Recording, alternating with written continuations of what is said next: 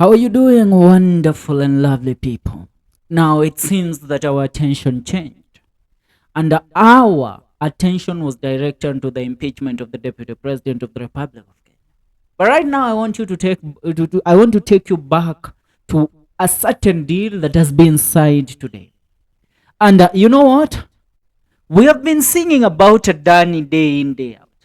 But most of the activists and bloggers on social media have been bought out, and even media personalities who are independent have been bought out so that they cannot speak the truth against the impunity and the way tenders are awarded in this country. Today, Ketraco, which is one of the power suppliers in this country, signed a 96 billion deal with Adani Group.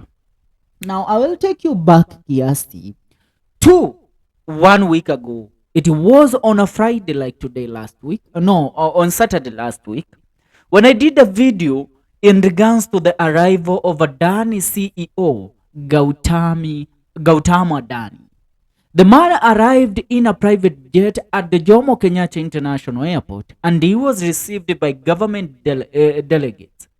He was received, and now, after his arrival last week, the first deal of Adani, which is the Ketraco, which had been hanging around due to the questionable nature of it, has gone through. The deal has gone through. And this deal, Ketraco will be under Adani for the next 30 years.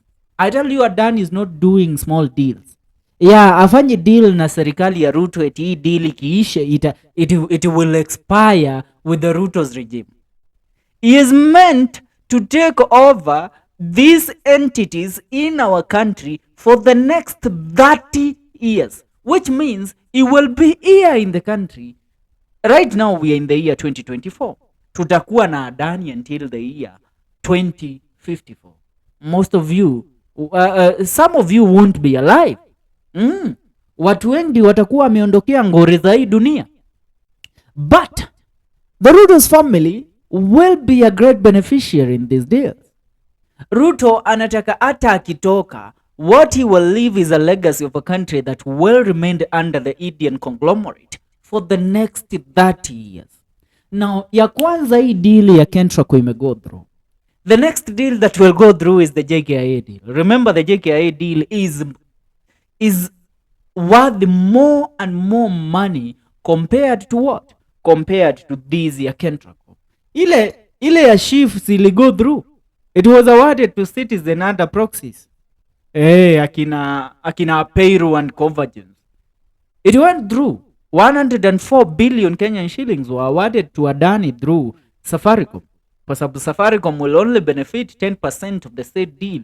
The other 90% is divided between a Payroll, which is an Adani company, is an Adani proxy, and the other one is Convergence, which is a company owned by the son to the president and the cabinet secretary of environment, Adan Duale. Now let's go back to Ketraco. Ketraco is not the first time that it has been on the limelight. Today, the Energy Cabinet Secretary Opiyo Wandayi on Friday, October 11th, announced the agreement, which according to him marks a huge shift in the power transmission across the country. Now, the contract finalized on October 9th, 2024, comes after 4 months of intense negotiations during which the Adani Group faced scrutiny regarding its operational practices.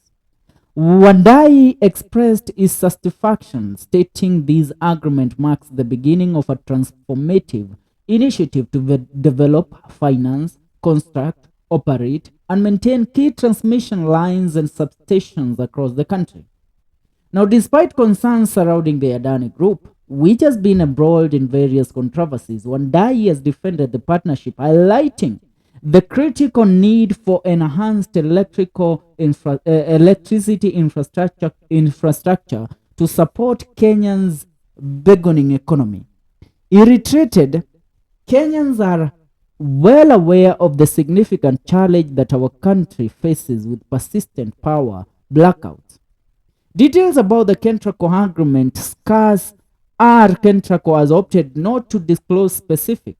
The project cost is estimated at 94.65 billion, approximately 736.5 million US dollars, will be financed through a combination of debt and equity raised by the Adani Group, with repayment expected over that year period. Now, Wandayi assured that a competitive bidding process would ensure value for money, with a focus on prioritizing local content to foster business opportunity for Kenyans.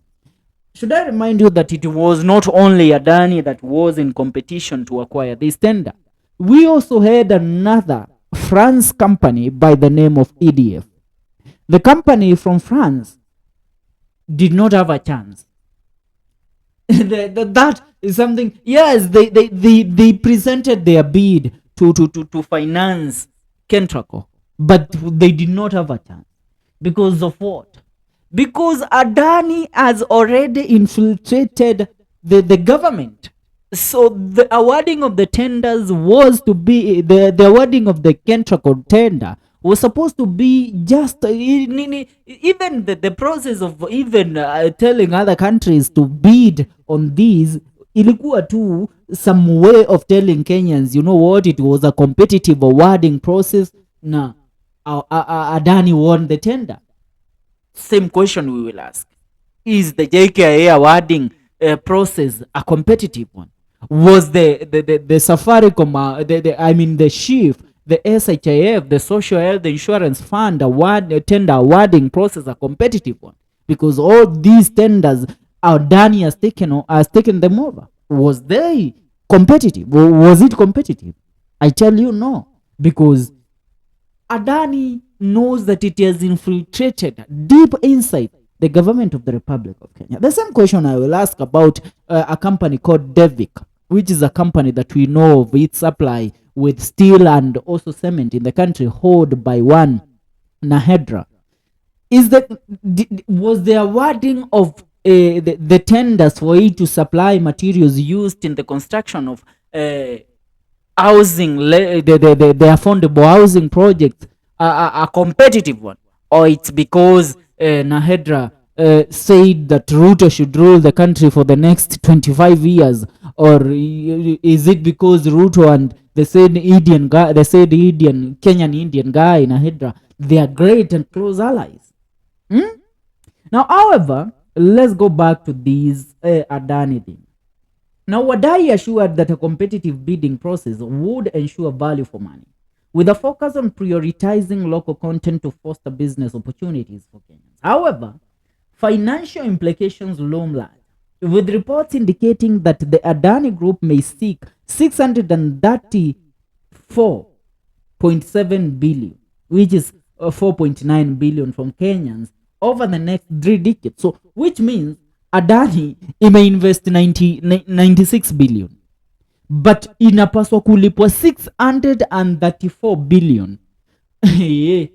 So meaning the benefit of Adani from this Ketraco deal itakuwa times 6. It will be times 6 of the initial amount of money that they invested in our country. Now, from Kenyans over the next 3 decades, this raises concerns about potential increases in electricity prices as the conglomerate seeks to recover its investment.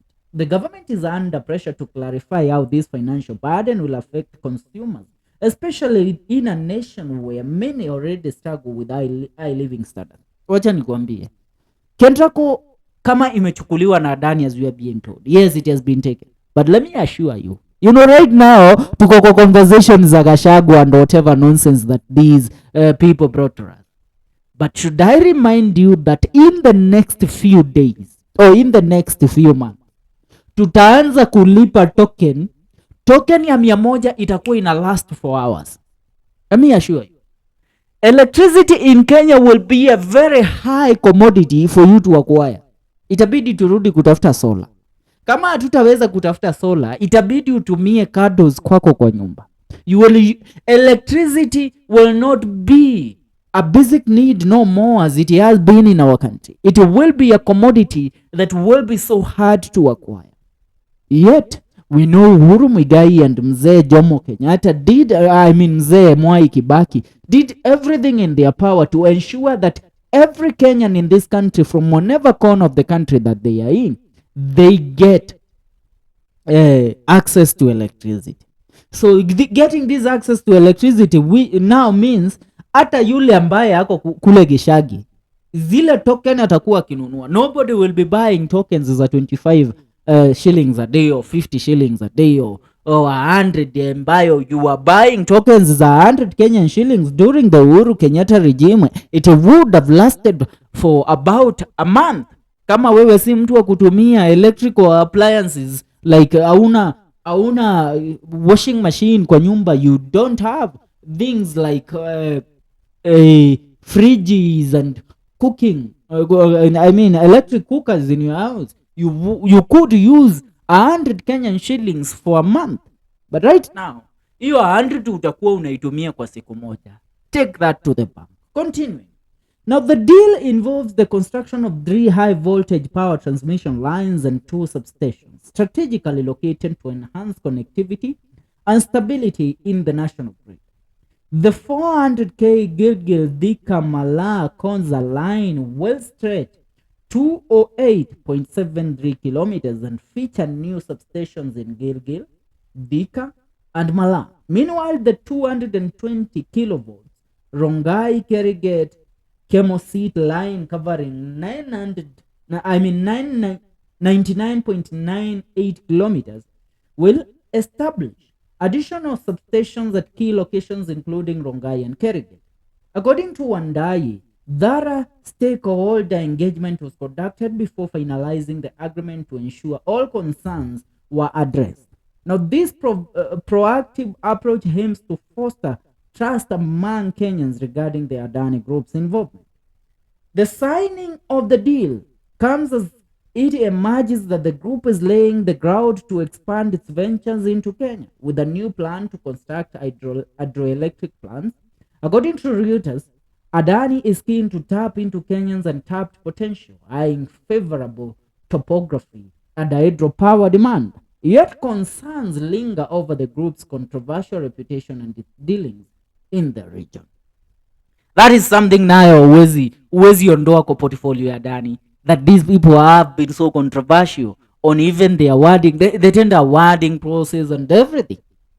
And why should a country give a conglomerate the power to run its key infrastructures for 3 decades, not one? You know, Ruto would, if he was so willing to make this country a success during his era, he would have just done this for 10 years that he will be in power.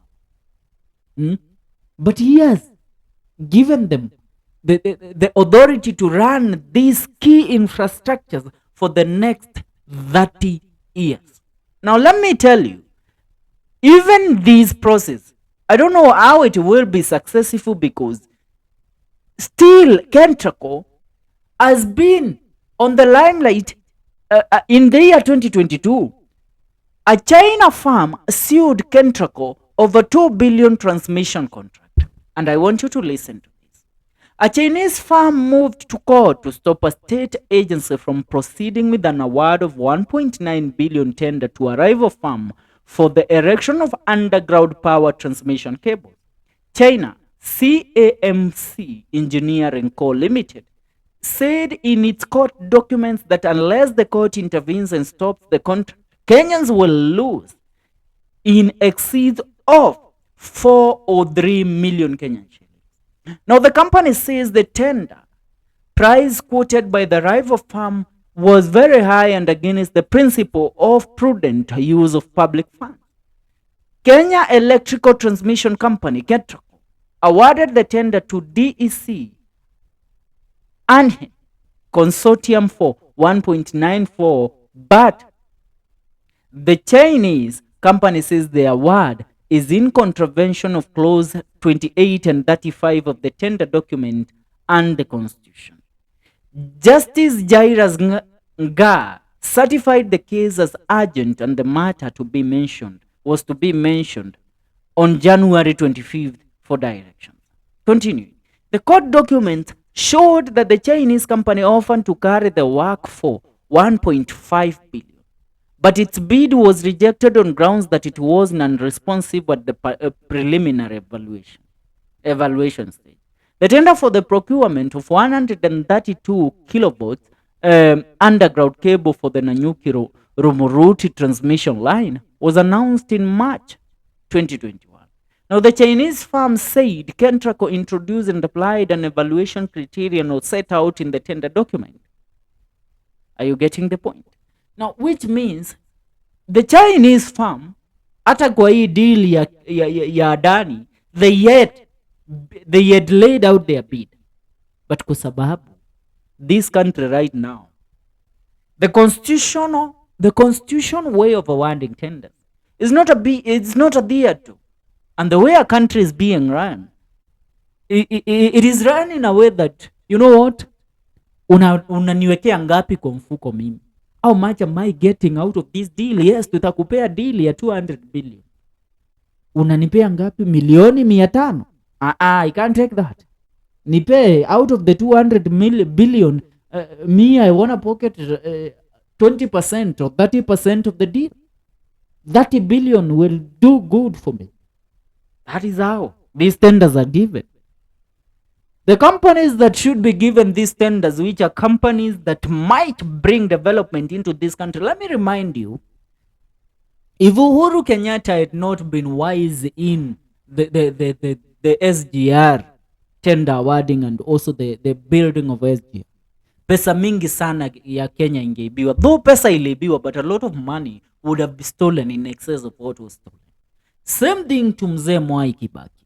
If we would have followed conglomerates and not deal with the Chinese government and give and award the tender of building the Thika superhighway to another, to a conglomerate or some multinational that comes up with a proposal, hii Thika superhighway tungekuwa tunalipa toll fee ya pesa mingi sana every day, using it for about 100 years or 50 years. But you know what? Those are leaders that hawakuwa na tamaa. Mulimba tugokira tene, nitugokirire tene, tuliamka tene, tukaenda tukashangura hiyo serikali. Diversion tactics. Adani arrives in the country, less than a week later, Ketraco deal is signed. JKIA, tutapewa tu information on social media. They will publish a document. They will publish a gazette notice. The deal has been signed. And nini imechukuliwa. And whatever will happen. Alafu tutashinda kupiga kelele kwa mitandao. That's how we are known. That's what we know best. Ketraco ndio hiyo imeenda. Next 30 years, tupo chini ya Adani. Mwenyezi Mungu ilinde na iangalie nchi yangu. Ni hayo tu kwa sasa. Make sure una subscribe ndani ya Celeb Corner K.